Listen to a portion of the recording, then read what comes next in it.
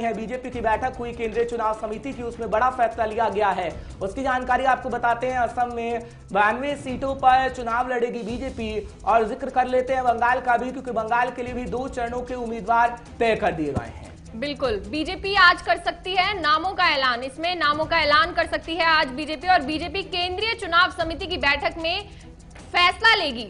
और आपको ये भी बता दें कि असम में 92 सीटों पर चुनाव लड़ेगी बीजेपी, और आज बीजेपी केंद्रीय चुनाव समिति की बैठक में फैसला ले सकती है। बंगाल के लिए भी 2 चरणों के उम्मीदवार तय हो चुके हैं, और इस दौरान बीजेपी आज कर सकती है नामों का ऐलान।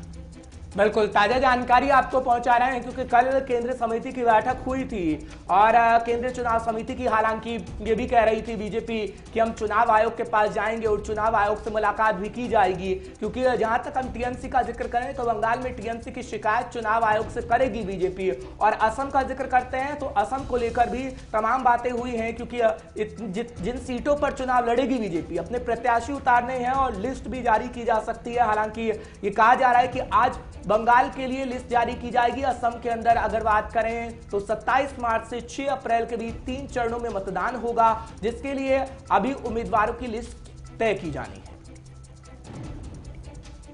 पहले चरण में राज्य की 47 विधानसभा सीटों पर 27 मार्च को चुनाव है। क्योंकि चुनावी बिगुल बज चुका है, आपको जानकारी पहुंचाने की पूरी कोशिश कर रहे हैं। अभी सिर्फ हम जिक्र असम का कर रहे हैं कि असम में कितने चरणों में वोटिंग होगी, और दूसरे चरण का भी जिक्र करेंगे।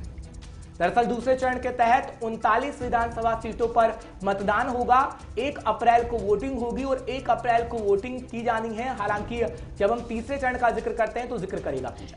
तीसरे चरण में व अंतिम चरण के तहत 40 विधानसभा सीटों पर 6 अप्रैल को मतदान संपन्न होगा। यानी चुनाव अब करीब आ गए हैं। वहीं पश्चिम बंगाल की बात करें तो पश्चिम बंगाल में 27 मार्च से 29 अप्रैल के बीच 8 चरणों। खबरों से अपडेट रहने के लिए JQ24/7 न्यूज के YouTube चैनल को आज ही सब्सक्राइब करें और हमारे Facebook पेज को भी अभी फॉलो करें।